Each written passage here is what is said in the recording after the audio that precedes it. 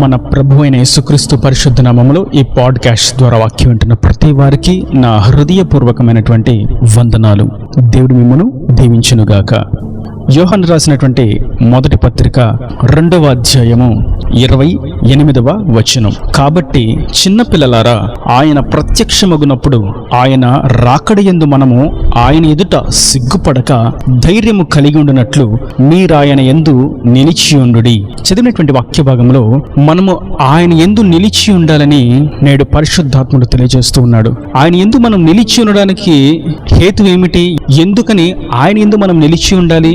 ఎందుకంటే మనము సిగ్గుపడకుండా ధైర్యముగా ఆయన ఎదుట నిలబడినట్లు, ఆయన రాకడను ఎదుర్కొనున్నట్లు, ఆయన ప్రత్యక్షతను పొందుకున్నట్లు, ఆయన రాకడలో మనం ఎత్తబడినట్లు, ఆయన కౌగిటిలోకి మనము చేర్చబడినట్లు, ఆయన రాజ్యములకు మనము చేర్చబడినట్లుగా మనము ఎప్పుడు కూడా ఆయన యందు మాత్రమే నిలిచి ఉండాలి. నేడు మనం చూస్తూ ఉన్నట్లయితే ఆయన యందు నిలిచి ఉండడానికంటే మనుషుల యందు, వారి సంఘ నాయకుల యందు, కాపరుల యందు నిలిచి ఉండడానికి ఇష్టపడుతున్నారు.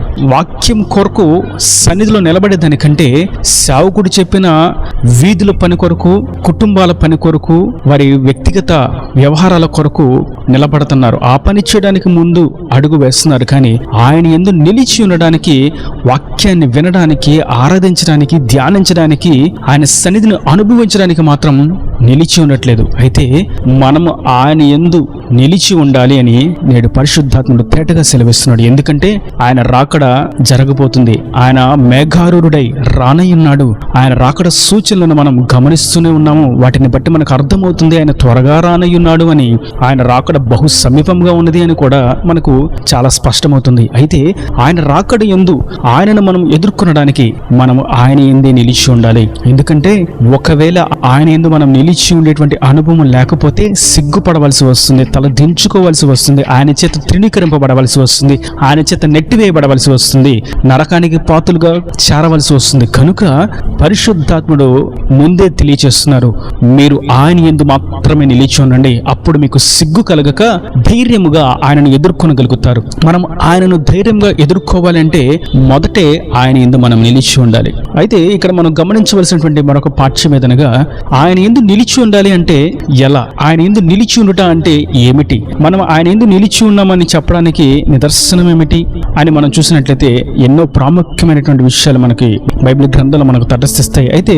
ఇదే అధ్యాయంలో మనం ఒకసారి పై వచనాలు చూసినట్లయితే, ఇదే 2వ అధ్యాయము 24వ వచనం. అయితే మీరు మొదటి నుండి దేనిని వింటిరో అది మీలో నిలువనీయుడి. మీరు మొదటి నుండి వినినది మీలో నిలిచిన ఎడల మీరు కూడా కుమారుని యందును తండ్రి యందును నిలుతురు.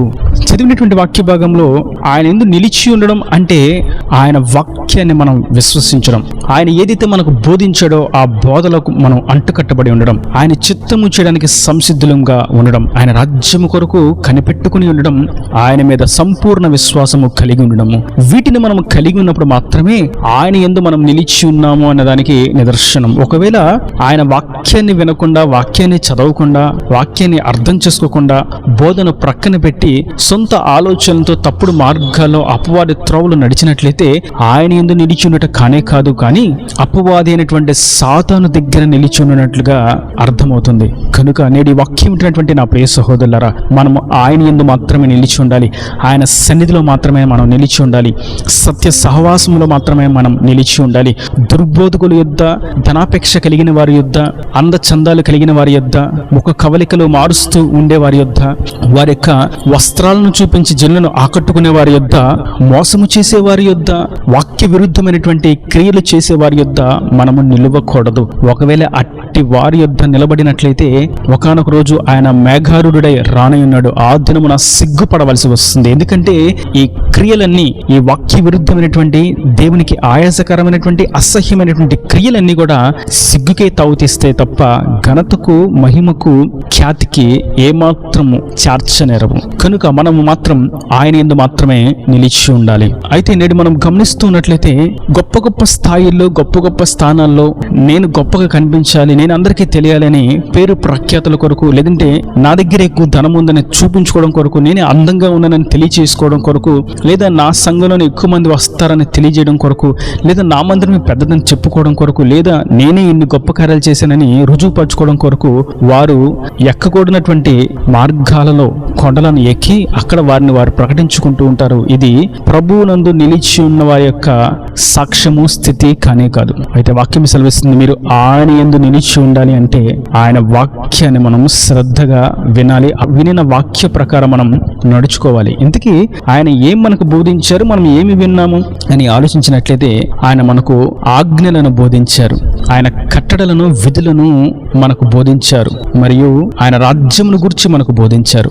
ఆయన రాజ్యమును గూర్చినటువంటి వివరణతో స్పష్టమైనటువంటి ఉపమానాలను, వాక్యాలను మనకు బోధించారు. అయితే ఆయన ఆజ్ఞలను, కట్టడలను, విధులను మనం ఒకసారి ఆలోచించినట్లయితే ఆయనను మనం పూర్ణ హృదయముతో ఆరాధించాలని, ప్రేమించాలని, మరియు అదేవిధంగా మనతో ఉన్నవారిని, మన చుట్టుపక్కల ఉన్న వారిని, మనతో నిలిచిన వారిని మనం పూర్ణంగా ప్రేమించాలని ఆయన ఆజ్ఞాపించారు.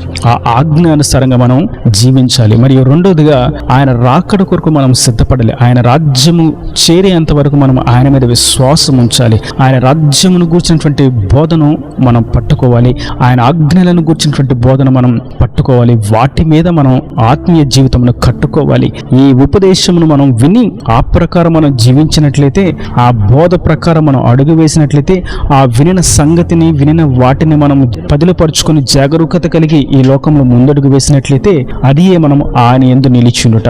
ఒకవేళ మనం వినిన వాటిని ప్రక్కన పెట్టి నాకు ఈ వాక్యం నచ్చలేదు, లేదా నాకు ఈ బోధ నచ్చలేదు, లేదా నాకు ఈ సేవకుడు నచ్చలేదని మనకు నచ్చిన వారిని, మెచ్చిన వారిని ఎన్నుకుంటూ పైపైకి రంగులు దిద్దేటువంటి ఉపదేశాల కొరకు అలంకరింపబడినటువంటి సుఖభోగములతో ఉన్నటువంటి బోధలను, సహవాసాలను అనుసరించినట్లయితే అట్టివారు ఆయన యందు నిలిచి ఉన్నవారు కానే కాదు, కుమారుని యందును తండ్రి యందును నిలిచి ఉన్నవారు కానే కాదు.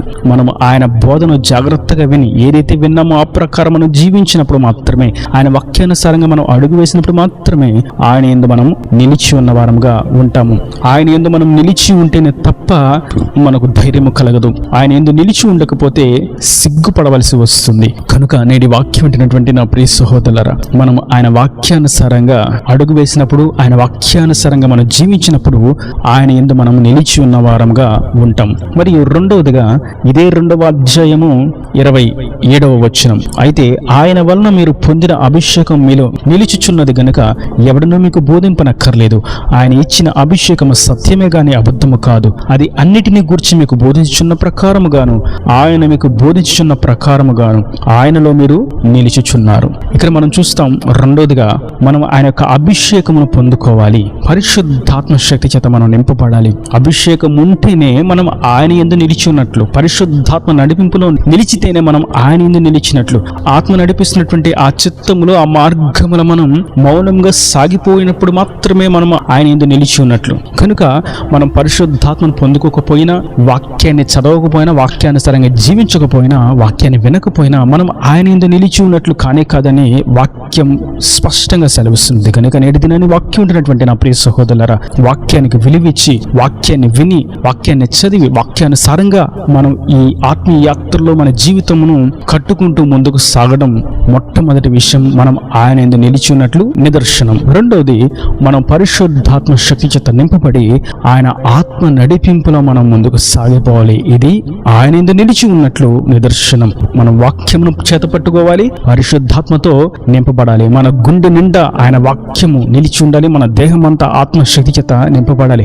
అప్పుడు మాత్రమే మనం ఆయన యందు నిలిచి ఉన్నట్లు. ఆయన యందు నిలిచి ఉన్నవారు ఆయన రాకడను ధైర్యంగా ఎదుర్కొనగలుగుతారు. ఆయన రాకడను ఎదుర్కొని ఆయన రాజ్యానికి వారసులుగా మార్చబడగలుగుతారు. ఒక్కవేళ వాక్యమును తృణీకరించిన, వాక్యాన్ని అంగీకరించకపోయినా, వాక్యం గద్దించినట్లు ఉంది, ఇది నాకు అక్కర్లేదు, ఇటువంటి వాక్యం నేను వినను అని త్రోసివేసిన, పరిశుద్ధాత్మ గురించినటువంటి బోధ నాకు వద్దు, నేను పరిశుద్ధాత్మను పొందుకుంటే నాకు వచ్చేటువంటి లాభం ఏంటి అని పరిశుద్ధాత్మను కూడా తిరస్కరించిన ఆ రోజున సిగ్గుపడవలసి వస్తుంది. ఆయన చేత నీవెవరవో నాకు తెలియదు అని అవమానానికి గురి కావాల్సి వస్తుంది, నరకానికి త్రోయబడవలసి వస్తుంది. కనుక ఆ ఖండితమైనటువంటి మాట వెనక మునిపే, ఆ ఖండితమైనటువంటి అనుభవం పొందక మునిపే నేడు అనే సమయం ఉండగానే ఆయన వాక్యానికి శిరసా వహించి రక్షణ పొందుకోవాలని చెప్పినటువంటి ఆయన వాక్యానికి లోబడి, వాక్యాన్ని ధ్యానించాలి అనేటువంటి వాక్యానికి లోబడి, నిన్ను వలని పొరుగు అని ప్రేమించాలి అనేటువంటి వాక్యానికి లోబడి, మత్సరపడుకు, అసూయపడుకు, ప్రేమ కలిగి ఉండు, సమాధానంగా ఉండు, ఐక్యత కలిగి ఉండు, ప్రోత్సాహపరచు, కనికరం కలిగి ఉండు, దయ కలిగి ఉండు, భేదాలు లేక అందరి ఎదుట ఒకటే విధంగా ప్రవర్తించు అనేటువంటి ఆయన వాక్యానికి లోబడి ఆయన వాక్యానుసారంగా మనం జీవించాలి. మరియు రెండవదిగా ఆయన పరిశుద్ధాత్మ శక్తి చేత నింపబడి ఆత్మ వరములతోనూ ఆత్మ ఫలములతోనూ ఆయన కొరకు సిద్ధపడుతూ సంపూర్ణ సిద్ధి పొందుకున్న వారంగా ఆయన రాజ్యములకు వారసులమయ్యేంత వరకు ఆయన యందు, ఆయన సన్నిధిలో, సత్య సహవాసములో మనం నిలిచి ఆయనతో పాటు యుగ యుగములు ఏలుదుముగాక. ఈనాడు మాటలు ప్రతి వాని హృదయంలో నీరుకట్టి ఫలింపు చేయనుగాక. ఆమేన్. God bless you. తలలో వంచి కన్నులు మూసినట్లయితే మీ కొరకు చిన్న ప్రార్థన. ప్రేమ స్వరూపి కరుణ కటాక్షం గల తండ్రి, నా ప్రభువైన వాక్యాన్ని ప్రతి వారిని మీరు నిండాలిగా దీవించండి. నీ యందు నిలిచి ఉండుట అంటే నీ వాక్యానుసారంగా విన్న వాక్యమైన జీవితం కట్టుకునుట అనియు, మరియు పరిశుద్ధాత్మ శక్తి చేత నింపబడుట అనియు మీరు ఎంతో తేటగా మాకు సెలవిచ్చిన విధానాన్ని బట్టి నీకు స్తోత్రం. నీ వాక్యం విన్న ప్రతి వారు నీ యందు నిలిచి సిగ్గుపడక ధైర్యమైన రాకడను ఎదుర్కొనుటకు కృప దయచేసి వారిని ఆశీర్వదించండి. ఇంకా వారి ప్రతి అవసరతను అక్కర్ను నీ మహిమశలకు తీర్చి నీ రాకడ రాజ్యాన్ని సిద్ధపరచమని యేసు పరిశుద్ధ నామమున ప్రార్థించి వేడుకుంటున్నాను తండ్రి. ఆమేన్. ఆమేన్.